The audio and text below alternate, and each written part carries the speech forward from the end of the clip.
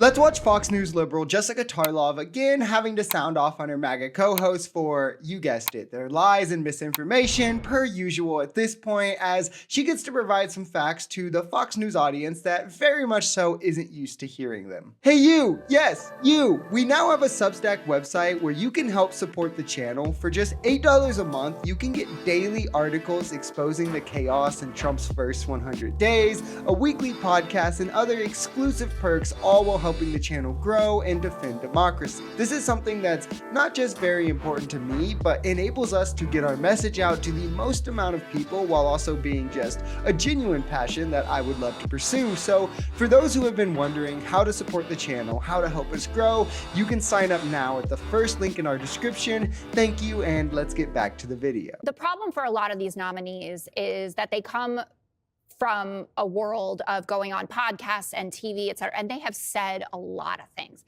They have published books. You know, they have been in conversation and in rooms with people of very important positions, and they've said a lot of wild stuff. And Cash, I thought, tried to maneuver around whether he said, oh, you're mischaracterizing this or that. Like, we all read his book. We know he has an enemies list. And his pivot to, well, I'm going to be busy going after criminals, so I won't have time to go after Bill Barr or people in the media. It's different than when he wrote in his book. But, when he says, I don't know who Stu Peters is, who's a white supremacist, he went on his podcast 8 times. I think one time, maybe, you blacked out that day. You go on 8 times, you probably know who that person is. He says, I'm not a QAnon guy. That's not true based on his past. Maybe he is reformed and he has seen the light. I don't know what the light is after Q. It's because along the line, these clowns realized they could just say, nope, out of context, and MAGA will carry endless amounts of water for them without ever even searching out the context to be sure. Trump is, of course, who pioneered this, and you get it with things like the good people on both sides claim, because Trump said, well, no, I disavowed Nazis, so they took me out of context. MAGA will pretend anyone who brings it up is a disgraceful liar and doing propaganda, even though if you see it in context, it's still absolutely insane that he would say that, especially in the way he said it, especially when you figure that it's white supremacists, neo-Nazi, and far-right groups that were involved. So he's talking about one of those 3. It was clearly a dog whistle, and he disavows Nazis after he pushed anyway, so that's a misnomer. But with Cash, you don't get to say, oh, I'll be too busy to do my politically targeted hit list of Democrats. Like, imagine if Democrats did this. Joe Biden appointed Merrick Garland, and Merrick Garland had a hit list of Republicans, but was like, I'll be too busy. I'm not going to get around to it. I'm going to be prosecuting other people. Like, that would not fly. It would never fly. But for Republicans, they want you to be like, it's okay. Right? You can't just say it's out of context for spreading conspiracy theories and election lies. And it's just, why would we want these people in positions of power? I don't think that Tulsi Gabbard acquitted herself very well. I understand it's her principle to not say that Edward Snowden is a traitor, but conservative Republicans want to hear that as much as the Democrats do. She didn't do a good job backing off of her, the visit to see Assad and coming back and saying, I don't know if he actually did it.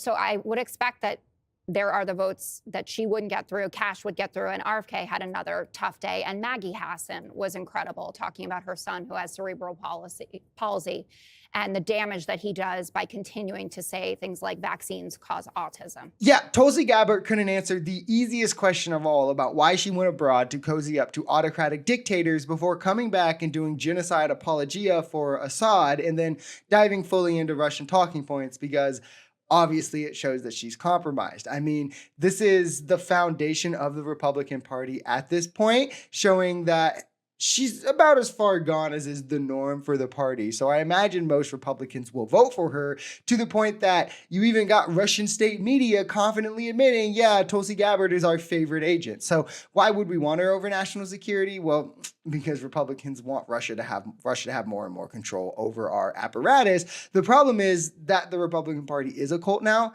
And I mean, it's one thing to say that about the voters being a cult, but it's really scary when it comes down to the government and they're acting in a way to make Trump a king, or I mean, even a dictator might be more apt, where you have the richest man in the world, and along with major super PACs, like with Charlie Kirk, threatening to primary any Republican senator, spend millions, tens of millions of dollars to do so if they vote against any of Trump's nominees, regardless of qualifications, regardless of corruption, regardless of anything that's found in these hearings, rather than deciding off the merit of the appointments themselves. But not DEI or anything, guys. Like merit really matters. I am so over the yes or no question thing.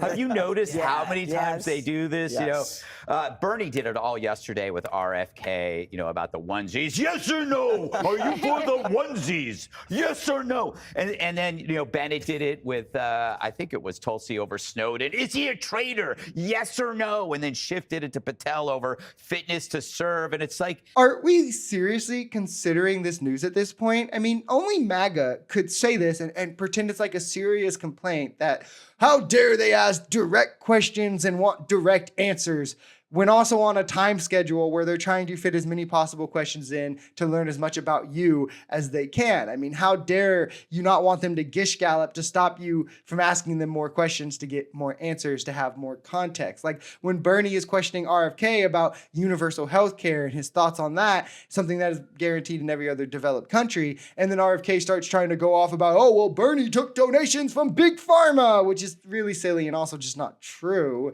Why should RFK be able to take from Bernie's time to do that and like get clips that he'll then probably put on X so MAGA can be like, he owned them? And like, there's a point to these hearings, right? These clowns just want to be able to go in and dodge any question that they feel is inconvenient to them and then pretend that they have nothing to hide and, oh, they're just targeting me and it's just the Democrats being Democrats. Like, but welcome to 2025 where MAGA can fill their cabinet full of corrupt, unqualified idiots, frankly, while pretending to care about merit anytime it comes to a Black or an LGBTQ hire, and also pretend to be anti-establishment and against elites and bureaucracy and corruption until Trump lets the richest man in the world control government access and function as an unelected bureaucrat with doing things that he didn't promote that he would have control of over during the campaign trail, of which nobody voted for, who hasn't done one thing since taking office for workers, but has done multiple things that is detrimental to us. I mean, you really showed us how right you were this entire time, MAGA. Us silly lefties,